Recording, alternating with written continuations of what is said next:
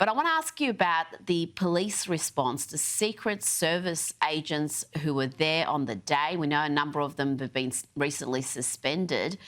But again, do we have any clarity on why Donald Trump was allowed to take the stage when there was a known threat that was unresolved? Now, I'll just take you through this timeline quickly. Secret Service were alerted at 5:46 p.m. of a suspicious person. Now, Trump arrived at the rally site standing behind the stage at 6 p.m. Then we have officers losing sight of this suspect who's on the rooftop. And then, Batia, they still allowed Donald Trump to take to the stage with this known threat. He went on stage at 6:05, and it wasn't until 6:12 p.m. that he was shot. So at 5:46, we knew there was a suspicious person. They lose sight of him just after 6 o'clock, and they still allow Donald Trump to take to the stage. To call the police Secret Service response here ham-fisted, I think, is an understatement.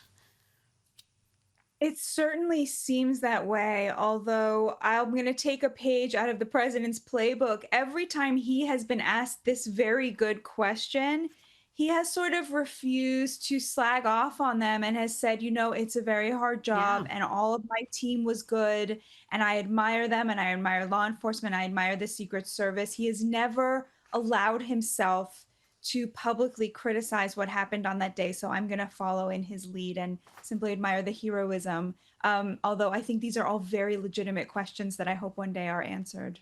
Absolutely. Now let's move on to other issues. The New York Post is reporting that billionaire George Soros' Open Society Foundation has funneled $37 million to the Working Families Party and other lefty groups that are backing Zoran Mamdani, the hard-left socialist frontrunner to be the next mayor of New York. What do you make of this donation? It's not terribly surprising, but that Zoran would take it. I mean, I thought he didn't even want billionaires to exist, let alone fund his campaign. It's a great point, Rita.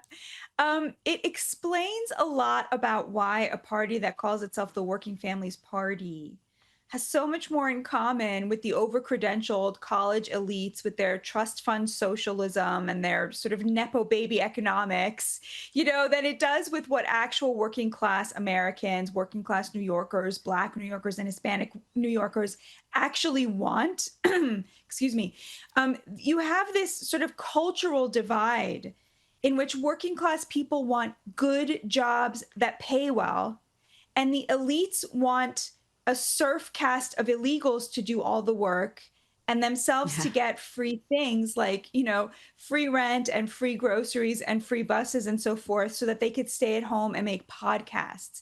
And that point of view, having an open border and a welfare state, being anti-America and anti-Israel, like this is very much what the Soros Foundation and other leftist billionaire foundations and nonprofits push. It's because they swim in the same waters as the NGO staffers who are the same types of this over-credentialed college elite who make up the left today. And so they like to pretend that this is like working class politics, working class populism, but it really isn't.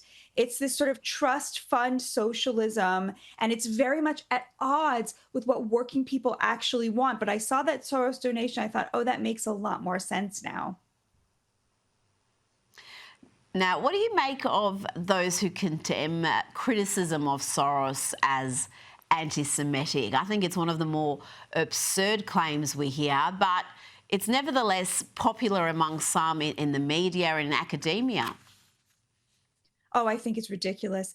I mean, if you're sitting there and you're going to give me a list of all of the people you think are the enemies of your country, and it's 5 people or 5 billionaires and they're all Jews, I might start to think, okay, I mean, this person might have a problem with Jews. But one person, like, of course it's not. He is actually representative of very anti-nation state, anti-democratic policies. He believes explicitly in open borders. He's very clear about that. So to say that it's anti-Semitic to criticize him is absolutely absurd. He's taken a very unpopular position, and the fact of his lineage, his ethnicity, should not be able to shield him from criticism. That's just as racist as saying that you should criticize him because he's Jewish. So I think that that's nonsense.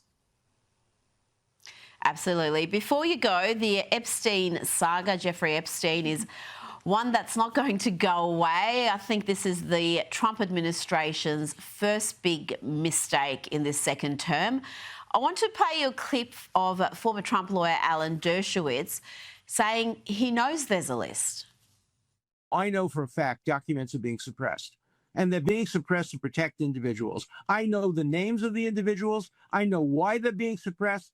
I know who's suppressing them, but I'm bound by confidentiality from a judge and cases, and I can't disclose what I know. But I hand to God, I know the names of people whose files are being suppressed in order to protect them, and that's wrong. Just out of curiosity, without names, are these politicians, business leaders, both? They're everything. Tia, can Donald Trump leave this issue unresolved? It's clearly not a priority for him. It seems to be an irritation, but it's certainly an issue that the base wants properly addressed. This seems like a cover-up. I have to say I'm with the president on this. I don't know why people are so obsessed with this story. I think maybe the influencers who kind of stake their reputations by making podcasts about this and talking about this a lot feel very strongly about it. But honestly, Rita, I don't think the average American is thinking about the Jeffrey Epstein file. I think they're thinking about whether groceries are going to go up. I think they're thinking about whether they're going to be able to afford presents for Christmas. I think that they're really focused on. But can't we do both, Batia? Can't we do both? Can't we address those big issues like inflation, cost of living, the border crisis, but also try to get to the bottom of what rich and very influential people were benefiting from the sex trafficking that was happening? It seems like the swamp is still in effect, and if you're rich enough, if you are well connected enough, you can get away with the most hideous of crimes. I personally don't think there's any evidence that the sex trafficking of minors went much beyond Ghislaine Maxwell and Jeffrey Epstein. She went to trial, and in her trial, there was a lot of discovery. And one of the main witnesses for the larger conspiracy that they used the sex trafficking of minors to entrap all of these people Alan Dershowitz is talking about turned out to have fabricated part of her story. So, you know, of course, Jeffrey Epstein and Ghislaine Maxwell were sex trafficking young girls for their own disgusting pleasure. And I'm glad that she's in prison for that and that he seems to have, you know, paid a price for it. But the larger conspiracy that there's a list, when this was actually brought up in a court of law where you had an adversarial process looking at the facts, there did not seem to be much of a there. There were two business leaders who were married, who had for some reason paid off Jeffrey Epstein, but it was never alleged that they had paid him off over the young girls. It was more just because they were married, they wanted this kept secret. So to me, like, the thing that made him a monster was the pedophilia, was the young girls, was the against their consent. But everything that goes beyond the two of them seems to me, from what the evidence that I have seen that came up in an adversarial, legitimate process in courts of law, seem to be other stuff. So to me, there's a great piece in Compact Magazine by Michael Tracy. It's incredible. He goes through this point by point by point. But you know what? If you're bothered by this, anyone who's bothered by this should keep pushing for it. I totally support that, and I totally respect it. I just don't see this breaking apart the MAGA base.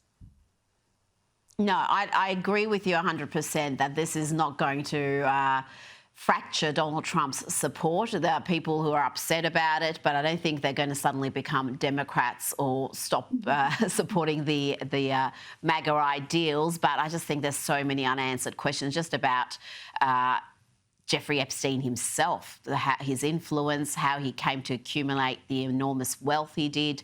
But it's a discussion for another day. Tia Unga Sargon, thank you so much for your time this evening. Thank you so much, Rita. God bless.